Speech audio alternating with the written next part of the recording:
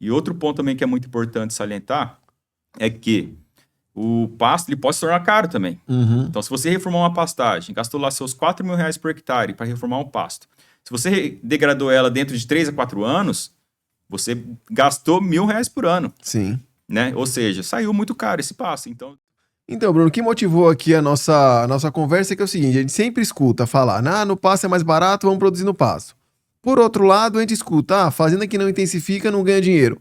Como é que a gente junta essas duas coisas aí, né? Porque a gente sabe que tem as limitações. Como é que seria aí essa, de forma geral, uma intensificação no pasto de forma barata, aproveitando as oportunidades? é porque, Fábio, de qualquer forma, quando se pensa em pastagem, sendo ela intensificada ou não, você tem que saber colher ela, né? Então, se Uhum. você está intensificando, força você colher melhor ainda, vamos dizer, né? Então, se você está colhendo o que você está investindo e produzindo ali, ela vai se tornar barata, porque quem colhe é o animal. Você não Uhum. vai gastar R$ 1 a mais para tratar aquele gado, colher aquela massa produzida, né? O pasto por si só vai capturar luz, sequestrar carbono, extrair nutriente, água e para ela produzir. E quem colhe é o animal, e o animal vai fazer isso por conta, entendeu? Além do que o custo do material produzido em pastagem geralmente é muito mais em conta, muito mais barato do que um cultivo de lavoura para você fazer uma silagem, um feno, né, nesse sentido, tá?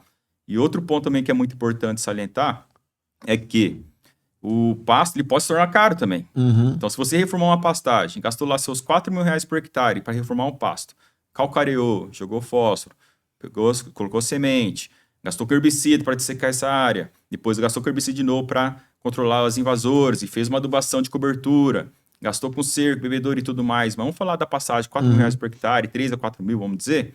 Se você degradou ela dentro de 3 a 4 anos, você gastou R$ 1.000 por ano, Sim. né? Ou seja, saiu muito caro esse passo. Então, não necessariamente no passo mais barato, desde que você saiba colher, né? Uhum. Então, o processo de intensificação força você ter que colher melhor ainda esse pasto, tá? É porque o que eu vejo, né, que a gente, por exemplo, algumas fazendas que a gente acaba indo visitando, fazendo diagnóstico, né, a gente olha, uma fazenda com desembolso extremamente baixo, o gado 100% a pasto, mas você vai ver, ele gasta tão pouco, mas ele produz tão pouco, que acaba gerando pouco resultado, né? Então, onde você tem aí fazendas com potencial aí de recria e engorda, de você ter aí mais de R$ 2.000 por hectare, fazendo 70, 80, R$ 90 por hectare, né? Isso aí fala, mas eu faço no pasto. Sim, mas você tem que Exatamente. intensificar, né? E Tem. intensificar não necessariamente é só confinamento tudo, é você colocar mais animais por área, né? Exatamente, né, Fábio? Porque, obviamente, tem fazendas que por si só são mais férteis, solo melhor, o clima ajuda, né? Chove Uhum. mais, né? A chuva é mais espaçada ao longo do ano da safra, então permite produzir mais capim. Então essa fazenda por si só permite ter um maior resultado em termos de lotação, vamos dizer, né? Uhum. E obviamente a gente não pode só olhar na lotação, porque se eu aumento exageradamente a lotação da fazenda, eu acabo comprometendo o pasto e comprometo o ganho de peso. Então tem que ter uma balança entre esses dois fatores, lotação e ganho de peso, né? Então, para isso que entra, né? Você saber conduzir o bom manejo do pasto para adequar essa lotação e priorizar o ganho de peso individual dos animais, certo? É, porque quando a gente, né, tá olhando essas questões, justamente, a gente faz um planejamento, quando a gente vai nas fazendas e faz o planejamento estratégico, a gente faz a danada da curva da disponibilidade de forragem e a curva do gado, né? E a gente sempre vê que elas nunca se encontram, né? Sim, exato. Na época das águas, normalmente sobra, na época da seca Sim, falta, aí você tem questão da é, integração lavoura-pecuária ou não. sim, E como é exato. que é o sistema de você fazer ser ótimo, de aproveitar 100% do que você pode nas águas? O que fazer com esse gado depois que vai faltar? Como é que. Exato, né? Então, assim, de nada adianta a gente ter uma metodologia de manejo de pasto ali, né? Dia a dia, monitorar, distribuir o pastejo, né? Enfim, rotacionar os lotes. De nada adianta ter uma metodologia pronta sem antes, é o que você falou, ter um planejamento forrageiro. Uhum. Então a gente fala que o planejamento forrageiro é o pilar, primeiro passo para ter sucesso no manejo de pastagem, sabe, Fábio? Então, quando eu faço um bom planejamento forrageiro, eu entender, né, de fato, que cada área de pastagem vai me dar de capacidade de suporte mês a mês, e eu pegar o meu rebanho, evoluir ele, entender o que o rebanho vai pedir de lotação, de comida mês a mês, entendendo essa balança entre oferta e demanda, eu vou ajustar o meu projeto. Por quê? Vamos falar um sistema de ciclo completo, né? Uhum. Então, a fazenda tem estação de monta ou não, a estação de monta dela está curta e no cedo ou não, ou está muito alongado, tá? Ela tem protocolo nutricional desejável ali para que a gente consiga manobrar os lotes, por exemplo, de require, de engorda, de vaca descarte, certo? E isso tudo impacta na questão de oferta e demanda de capim, né? Então, por exemplo, se eu tenho uma estação de monta muito no tarde, eu vou desmamar bezerro no tarde, vou descartar a vaca no tarde. Então, eu entro na seca seguinte sempre com uma lotação muito alta, entendeu? Então, fica mais difícil de eu fazer uma manobra de redução para seca.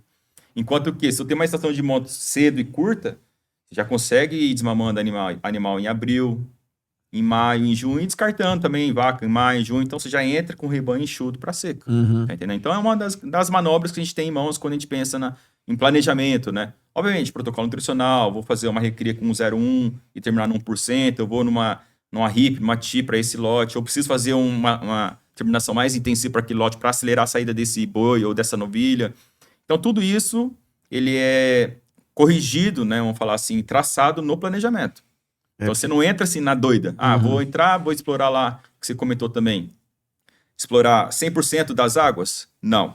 Né, porque você fica muito no limite. Sim. Então, a gente sempre explora ali de 80% a 90% do que a fazenda permite ter de lotação nas águas, tá? Para você ter essa margem, né, de gordura para queimar, vamos dizer assim, quando for necessário.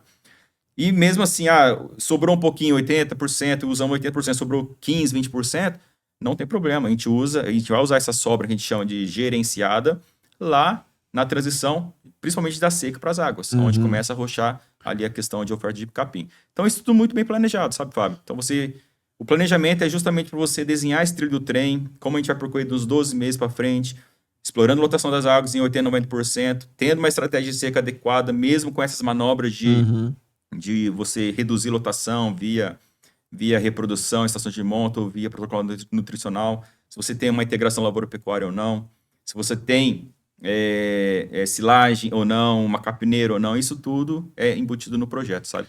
Porque eu acho o grande estratégia que tem que ser número, na minha opinião, né? Me corrija se estiver errado.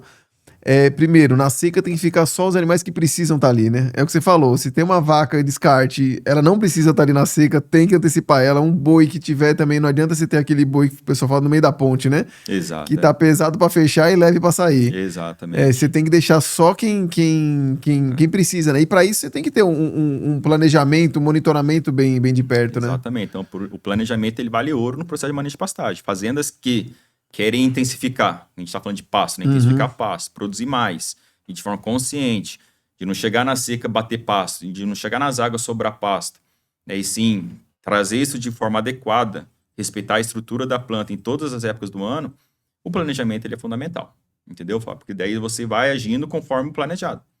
Então, não é chegar na seca, e agora eu tô com excesso de lotação, não tem comida, meus animais não tem como sair da fazenda, e aí, o que eu faço? Realmente você vai ter prejuízo. Seu pasto vai pro chão, seus animais vão emagrecer, virar aquele animal sanfona, que é muito comum de ouvir falar, né? Então, o planejamento é o primeiro passo. Depois, obviamente, um método capaz de fazer esse monitoramento, essa gestão de onde os lotes têm que girar mês a mês dentro da fazenda, certo? Então...